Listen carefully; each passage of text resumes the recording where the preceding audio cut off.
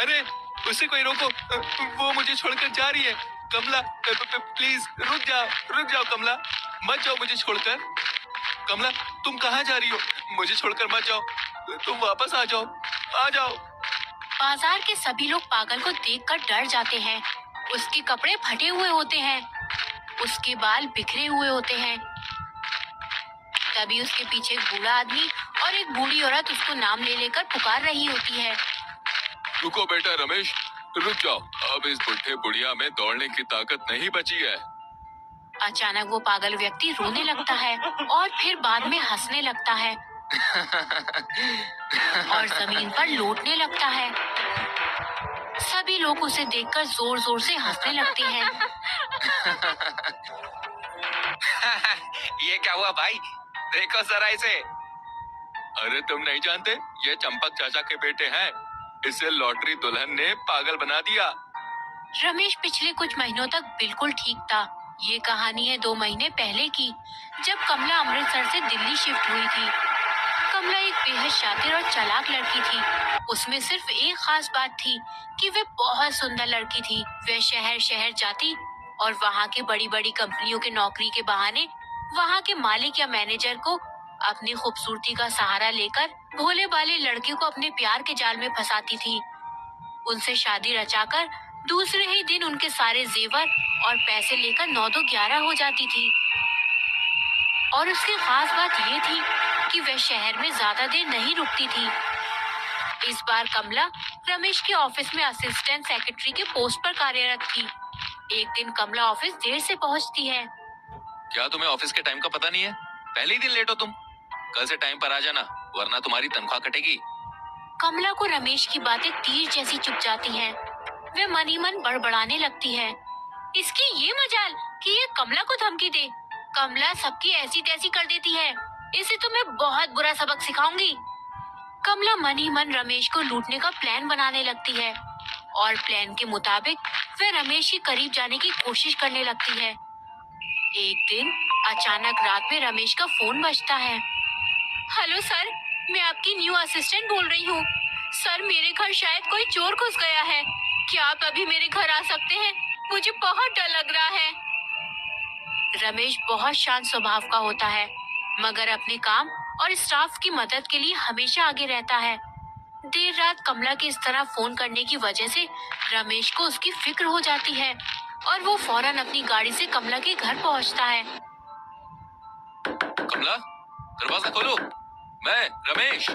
कमला दरवाजा देरी से खोलती है और रमेश से लिपट जाती है। रमेश भी कमला को हक कर लेता है। सर, मुझे बचा लीजिए। रमेश को भी अच्छा लगता है कि पहली बार उसे इतनी सुंदर लड़की ने हक किया है। वे मन ही मन बहुत खुश हो जाता है। सर, वहाँ खिड़की के पास कोई था। वो मुझे मार डालने की कोशिश कर रहा था।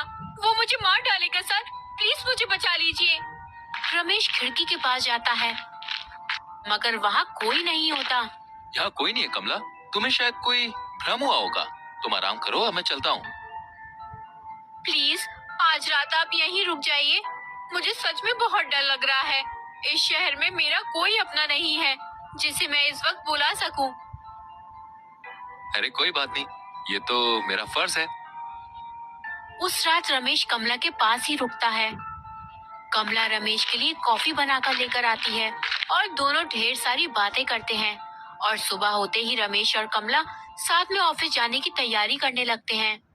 सर, आप ब्रेकफास्ट नहीं करोगे? नहीं नहीं, मैं ब्रेकफास्ट नहीं करता हूँ। और कमला, मुझे सर नहीं रमेश बुलाओ। अब से हम दोनों दोस्त हैं, ठीक है? फंस गया पोपट जाल में। इन लड़कों को फंसाना तो मेरे बाएं हाथ का खेल है। कमला मन ही मन खुशियों के पुल बांधने लगती है और रमेश के साथ ऑफिस जाती है। अब कमला रोज ऑफिस के बाहर रमेश से मिलती है। रमेश को भी कमला के साथ रहना अच्छा लगता था। कमला इतनी शातिर थी कि वे हर रोज किसी को अपनी फर्जी बहन या भाई बनाकर ले आती और रमेश का पैसा खर्च करवाती थी। एक दिन कमला पार्क में बैठी होती है।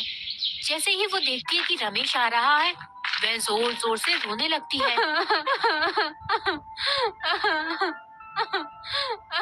अरे कमला, क्या हुआ? तुम रो क्यों रही हो? क्या बताऊं रमेश, मेरे चाचा को दिल की बीमारी है, उनका ऑपरेशन कराना है। अब मैं इतने सारे पैसे कहाँ से लाऊं? मेरे चाचा ने मुझे पाला पोसा है और मैं एक लड़की हूँ। मैं उनके लिए कुछ भी नहीं कर पा रही हूँ। रमेश कमला के जाल में पूरी तरह फंस गया होता है।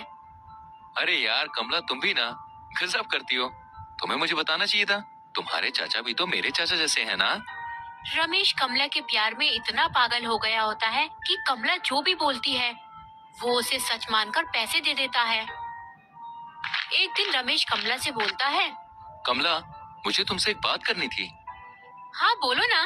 कमला, मुझे तुमसे प्यार हो गया है। क्या तुम मुझसे शादी करोगी? कमला ये सुनते ही मुस्कुरा जाती है। अरे पोपट कहीं के, यही तो मैं चाह रही थी कि तुम शादी के लिए कब पूछोगे और मैं तुम्हारी तिजोरी कब साफ करूंगी। रमेश उसकी चुप्पी को हाँ समझ लेता है। अगले ही हफ्ते रमेश और कमला शादी के लिए तैयार हो जाते हैं। कमला की तरफ से शादी में उसके घर से कोई नहीं आता। रमेश का इन सभी बातों पर ध्यान ही नहीं जाता। शादी वाली रात अपनी सुहाग रात पर कमला रमेश को दूध में बेहोशी की गोली डालकर बेहोश कर देती है। मैं बहुत खुशकिस्मत हूँ कि मुझे तुम जैसी खूबसूरत पत्नी मिली है। तभी रमेश बेहोश हो जाता है और कमला घर के लॉकर को खोलकर सारे गहने और पैसे लपेटकर दिल्ली स्टेशन के लिए रवाना हो जाती है। रमेश कमला का 5वां शिकार होता है। इससे पहले भी कमला अलग अलग शहरों में अलग अलग लोगों को शादी का झांसा देकर लूट चुकी होती है और पैसे हाथ आते ही शहर छोड़कर भाग जाती है। अब कमला पुणे पहुंचती है और वहां राज नाम के व्यक्ति से मिलती है। राज भी एक प्ले बॉय होता है। इस बार टक्कर बराबरी की होती है। कमला इस बात से अनजान थी। वे दोनों डेट पर जाते हैं।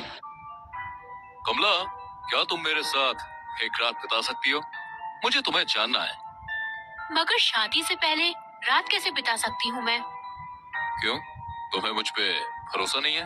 अरे शादी तो मैं तुमसे ही करूंगा और फिर मेरे इतने बड़े बिजनेस एम्पायर की तुम मालकिन होंगी डार्लिंग। कमला पैसों के लालच में पागल हो जाती है और राज की बात मान लेती है। उस एक रात में कमला की जिंदगी बदल जाती है। कमला को राज से सच्चा प्यार हो जाता है, मगर राज तो कमला को यूज कर रहा होता है। सुबह होते ही राज कमला को कमरे में अकेला छोड़कर भाग जाता है। कमला राज को हर जगह ढूंढने लगती है, मगर वो कहीं नहीं मिलता। राज एक फर्जी लड़का होता है जो कमला को बेवकूफ बना जाता है। मैंने इतने सारे लड़कों को लूटा, उनका दिल तोड़ा, मगर किसी से भी मुझे इतना फर्क नहीं पड़ा। फिर इसके जाने से मुझे तकलीफ क्यों हो रही है? कहीं मुझे राज से सच में प्यार तो नहीं हो गया? उसे समझ आ जाता है कि उसके लिए यही सजा थी। कमला अगले ही दिन दिल्ली रमेश के घर पहुंचती है और उसकी हालत देखकर उससे माफी मांगती है। रमेश कमला को देखते ही बहुत खुश हो जाता है। कमला, तुम आ गई। कमला, तुम कहाँ चली गई थी मुझे छोड़कर? कमला। कमला अपने बारे में सारी बातें बता देती है। जब मेरी शादी की उम्र हो गई थी, पर कोई भी मुझसे बगैर दहेज की शादी नहीं कर रहा था। मेरे पिता बहुत ज्यादा गरीब थे। उन्होंने गरीबी से तंग आकर आत्महत्या कर ली। तब से मैंने सोचा अब मैं इस दुनिया को उसी के अंदाज में सबक सिखाऊंगी। पर रमेश, मैं गलत थी। मुझे माफ कर दो रमेश। अब मैं कहीं नहीं जाऊंगी आपको छोड़कर। कमला अपनी गलती से सबक सीख लेती है और रमेश की पत्नी बनकर हमेशा उसके साथ रहने लगती है।